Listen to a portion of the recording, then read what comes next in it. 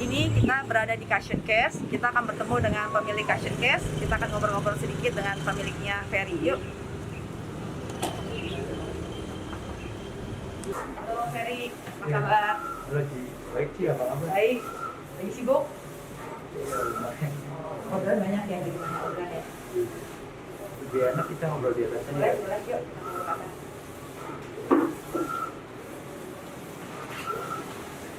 Ferry, boleh nih cerita sedikit gimana caranya kamu awal-awalnya kenapa kok bisa main ke art casing gitu? Dulu ini sih apa? Kan lagi kerja ya. Kerja terus emang pengen jualan kan. Terus bingung sih cari produk yang bisa dibikin brand sendiri. Terus waktu itu kayaknya custom case lagi hype sih, lagi naik. Jadi kepikiran coba aja di custom case. Soalnya custom case dulu kan maksudnya di branding masih gampang pakai packaging. Terus gambarnya bisa dari kita sendiri. Jadi main casingnya ini custom atau udah jual gambar jadi tinggal mereka pilih gambarnya produk yang kamu udah buat aja? Iya, dulu kita langsung sediain katalog sih. Kita sediain katalog, tapi kita juga kasih opsi buat custom. Jadi mereka banyak juga sih main custom dulu. Kalau saat ini lebih banyak custom atau yang udah barang ready? Sekarang kayaknya hampir 50% sih. Yang custom juga banyak. Tapi yang ready juga banyak sih, segitu 50%. Untuk saat ini kan pandemi nih orang pada ribut, wah usaha pada turun semuanya. Nah kalau di kamu ini untuk main di casing gimana? Apalagi kan kalau sekarang kalau kita mau ngomongnya pemain casing banyak, terus harganya juga pada murah-murah nih kalau kita lihat di marketplace gitu. Oh iya sih, itu murah banget sih kalau di marketplace. Kalau kita pas pandemi awal malah lumayan naik. Terus kalau masalah harga gimana ya, kita coba ini aja sih, coba bedain di bahan sama kita kasih desain-desain yang terus research di desain sih, jadi cepet banget biasa ganti desainnya. Kalau misalnya antisipasi untuk orang niru-niru desain kamu tuh gimana? Iya, banyak sih yang niru sebenarnya, konsepnya banyak yang niru, cuman kayak Indian di eksekusinya kadang kalau desainnya susah, detail-detailnya susah, mereka kadang nggak niru sampai situ sih. Soalnya kayaknya banyak yang desain maksudnya bukan ilustrator asli gitu sih. Jadi kadang desainnya ya begitu, masih nggak terlalu bagus gitu loh. Detailnya kurang bagus Iya, gitu ya? detailnya kurang bagus. Kalau boleh tahu nih, kira-kira harga jual casing kamu itu sekitar dari harga berapa sampai harga berapa? Paling murah 84.000 sih, sampai paling mahal di 180.000. Sebenarnya harganya kadang kita diskon sih. Jadi kadang bisa jadi 160.000, kadang kalau lagi nggak diskon ya 180.000. Itu mainnya di marketplace atau di mana jualnya? Trafficnya paling banyak dari Instagram sih, main Instagram Ads. Kalau marketplace kita udah mulai jualan di sana, cuman traffic dari sananya masih dikit lah, paling 10-20% sih. Karena di marketplace tuh harganya orang jual murah-murah ya, 25.000, 30.000 ya. Iya.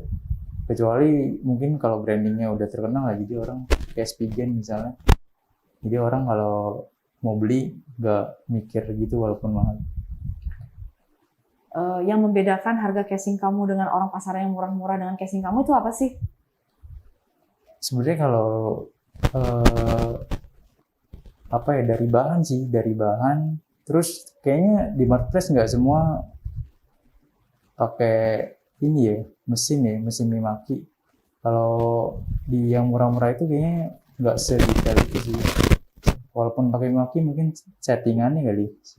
Saya nggak tahu sih, saya jarang beli, cuman kayaknya dari printingnya sih. Soalnya banyak yang bilang sih, customer saya kayak memang banyak yang bilang, maksudnya printingnya bagus. Maksudnya hasilnya tajam sama warnanya juga tajam. Makanya jadi saya pakai mimaki terus sih kalau buat yang ini. Sama ini sih, kayak kualitas kita usahain benar-benar oke lah. Jadi customer yang udah beli bisa referensiin ke temennya sih. itu kan untuk dalam hal produk yang kita jaga kualitas dan segala macamnya. Tapi dalam hal melakukan penjualannya itu yang kamu lakukan pada saat pandemi ini gerakannya apa? Eh, ada endorse ke beberapa influencer sih, terus sebenarnya yang marketplace itu juga salah satu cara kita buat naikin penjualan sih. Kita tes di marketplace, bisa nggak sih kita narik pasar dari sana, karena di marketplace nggak semua murah, kayak ada casing memang premium tapi masih rame aja sih, jadi kita pengen coba juga.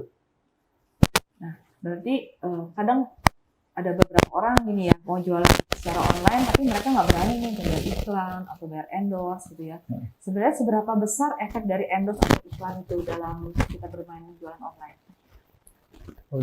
Justru sebenarnya saya bisa jualan sebaik ini kayak dari iklan Instagram sih. Instagram traffic utama dari bisnis saya sih. Kalau endorse itu biasa saya buat awareness aja sih. Buat apa? Buat awareness sama branding aja. Itu kira-kira budget iklan 1 bulannya sampai seberapa banyak? Kalau budget ya lumayan sih. Kadang sebenarnya nggak tentu, cuman kalau kemarin sekarang sih udah di atas 100 sih. 100 juta per bulan? Iya, di atas 100 juta sih. Kalau endorse kecil sih, masih belum terlalu dirutinin.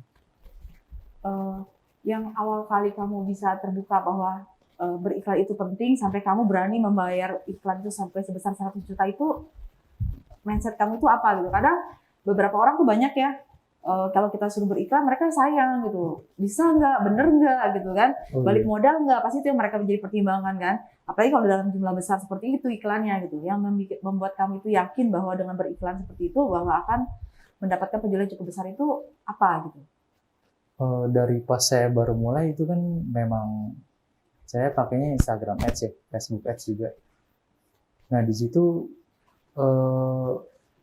enaknya ini sih, maksudnya kelihatan ada reportnya kan. Jadi pas sehari misalnya dulu paling keluar 1 juta sampai 2 juta lah. Itu sehari kadang penjualannya bisa di angka 5 juta sampai 6 juta. Jadi kalau kayak gitu kan, itu kan langsung direct ya, maksudnya cepet lah. Jadi duit masuknya biasa buat iklan lagi. Jadi kita udah base-nya memang di situ sih, jadi kayak udah nggak takut sih. Cuman ya kita emang kadang kan nggak semua iklan bagus, ya kita evaluasi. Biasanya kalau yang jelek ya dimatiin, terus ada yang biasa aja kita masih jalanin terus. Cuma selama ini sih so far masih untung lah, pokoknya masih untung sih. Tadi kan kamu sempat ngomong bahwa kamu pakai mesin Mimaki. Itu kamu sejak mulai beli mesinnya itu sejak tahun berapa? Beli mesin Mimaki dari tahun 2019 awal sih, 2019 awal. Iya, dari 2019 awal. Sekarang mesinnya ada berapa unit? Sekarang kita ada 2 sih. Satu yang buat tinta yang soft ya, satu lagi buat yang hard, satu lagi tinta hard. Oh, jadi ada 2 tipe jenis mesin dengan mesin yang sama dengan kualitas yang sama-sama bagus ya berarti ya? Iya, sama-sama bagus. Kalau boleh tahu nih, kan sekarang mesin tuh banyak ya, dari mesin Cina, mau mesin Jepang pun ada beberapa merek gitu ya. Kenapa pilihan kamu itu di mesin Mimaki? Iya, dulu pas nyari memang Mimaki beda banget sih kelihatan, maksudnya dari gambar udah kelihatan beda ketajaman gambarnya sama warnanya. Itu udah kelihatan lah pokoknya sekilas. Terus iya dari gambar sih waktu itu saya milihnya jujur dari ketajaman gambarnya sih. Thank you ya Ferry ya atas berbagi sharing-sharingnya. Mungkin dengan berbaginya kamu ini bisa dapat membantu teman-teman yang lain juga untuk berusaha dalam menjalankan bisnis ini ya. Karena mereka-mereka itu yang pada awalnya untuk main offline itu agak susah untuk bergerak ke arah online gitu. Satu mungkin karena mereka sudah terbiasa nyaman, orang datang beli ke toko mereka, dan tiba-tiba pada saat seperti ini mereka kesulitan gitu untuk bergerak ke arah online gitu. Jadi mungkin karena mereka nggak paham untuk cara berjualan seperti apa, harus seperti apa gitu ya. Dan butuh waktu untuk mereka belajar. Kayak sekarang ini kalau kita mau belajar dari seminar pun pasti sesuai dengan online juga. Iya. Udah nggak usah tatap muka lagi gitu ya. Nah Iya. itu beberapa teman-teman kita yang mengalami kesulitan dalam hal berjualan di online saat ini sih. Mudah-mudahan dengan berbaginya kamu seperti ini bisa dapat memberikan masukan ke teman-teman yang lain untuk mulai berjualan online sih. Iya. Itu aja. Terima kasih ya. Iya, Untuk waktunya, thank you juga, Ci. sukses terus ya. Iya, sukses.